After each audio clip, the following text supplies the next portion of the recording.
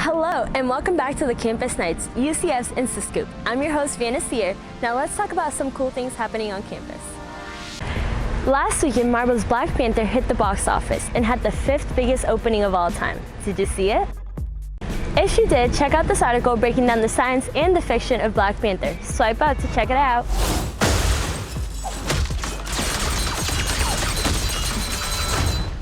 Our Knights will play a series against Savannah State this weekend at John Ileana Park. UCF will play against the Tigers on Friday and Saturday at 6:30 p.m. and Sunday's game starts at 1:30 p.m. Not only is the library a great place to study, it also offers students the chance to promote their club or organization with campus connections. This tabling event allows students to meet with others and spread their group message every Tuesday. To sign up or learn more, swipe up.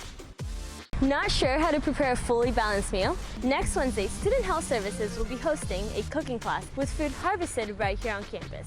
The event starts at noon, and at the end, you'll be able to enjoy a plate of the dish you helped to prepare. Swipe up for more info. Thank you for watching Days and Nights, UCF's InstaScoop.